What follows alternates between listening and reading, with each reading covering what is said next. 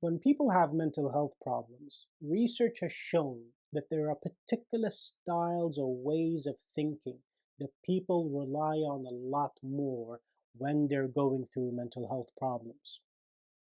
These thinking styles can be termed as cognitive distortions or unhelpful thinking, and they tend to affect you very strongly in your emotions because they are not the normal way that you would think in order to be able to think healthy. One of them is mental filter or filtering out negative thinking. For an example, you attend a job interview or you propose to someone and you get rejected, and your mind completely focuses on all the negative things. I've been rejected, I've been dismissed. And so you're filtering out all the positives and you're only focusing on the negatives of the situation that you're in.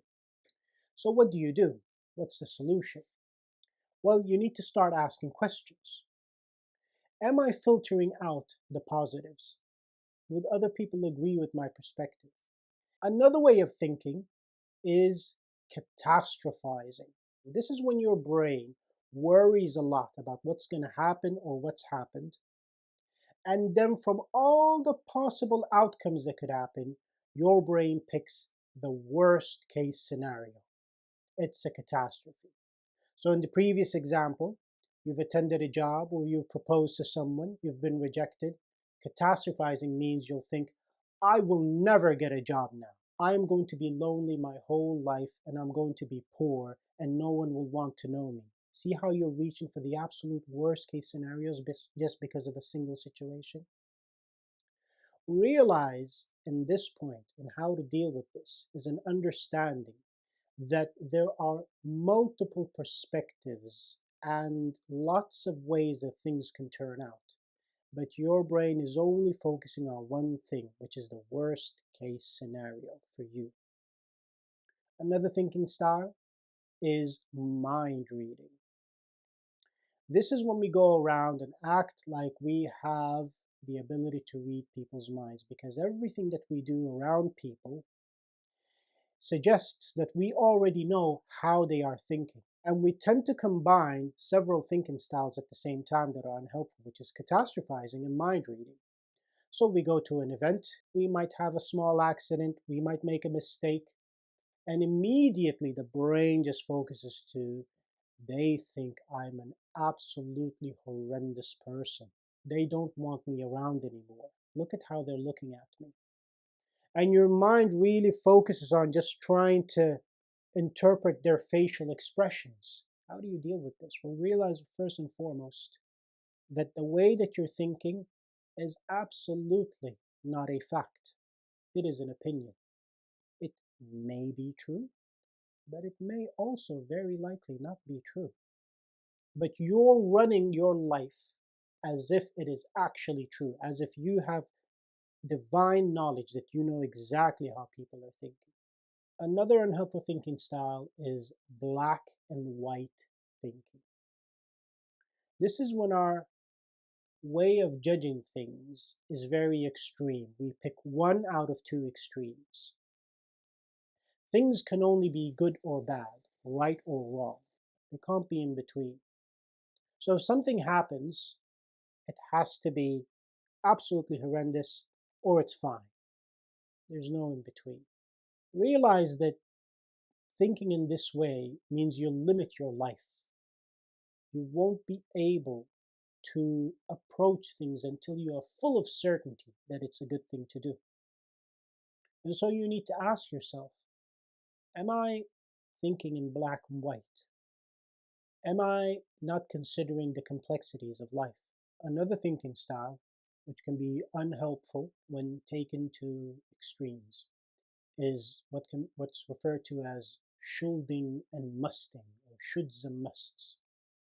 This is when the way that you govern your life and the way that you make decisions about completing things in your life always has the word should and must.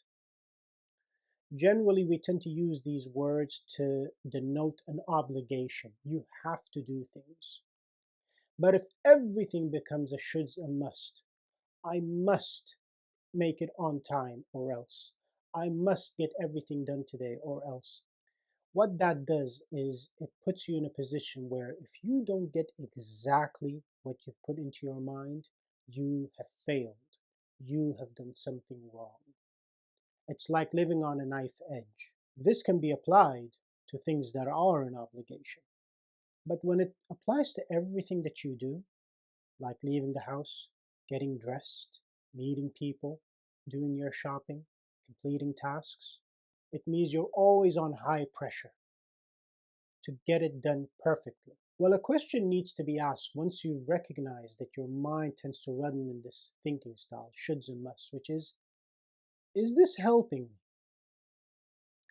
Is me thinking that I should and must get things done helping me at all? When I look at my life and I look at the goals that I want to achieve, is it actually getting me to those goals, or is it exhausting me, or is it making me feel too anxious and scared about things? Giving yourself some respite and some chance to say, look, not everything must be done perfectly or has to be completed. There are some things that are obligated, there are some things that I do based on my capacity.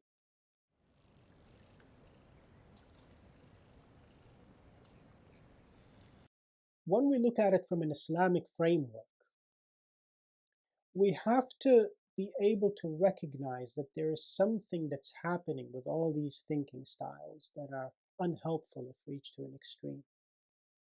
And that is that they all revolve around us actually reasoning from our emotions. We are always reaching a question, a worry, or a conclusion, a judgment based on solely how we feel. The first and foremost thing is that we understand that life is a test and that we will face things in our lives that can be difficult, that can be difficult to deal with in the moment, but we know that there is an end destination when it comes to the end of our lives. The other is that as Muslims, we are actually regarded as the moderate nation, the moderate people. Allah subhanahu wa ta'ala tells us in the Quran that He has chosen us to become people who are in the middle. Ummatan wasata. لِتَكُونُوا شُهَدَاءَ عَلَى النَّاسِ. You have been made into the middle nation, the moderate nation, so that you can be witnesses to people of the world.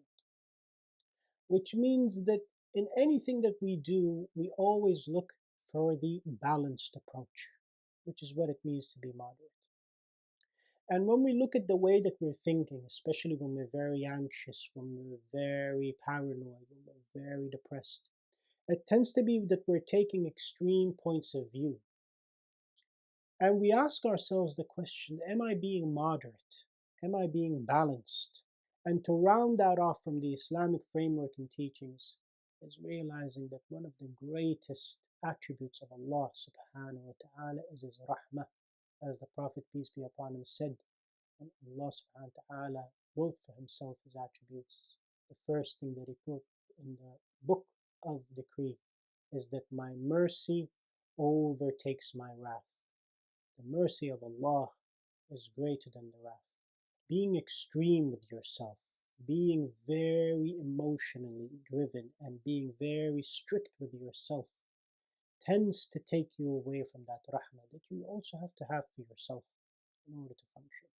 What you want to do when you have difficult thinking habits in your mind is to take a step back and just examine it. See where it's going in line with your goals of life, in line with your values. And as a Muslim, we know that life is temporary, that we are here for a test, and the whole purpose of our creation is in worshipping the Most High. If we can look at life from that lens, you tend to find that a lot of the things, maybe most of the things that we get emotional about, tends to be sidelined very quickly. Hope inshallah you found this video helpful. Assalamu alaikum.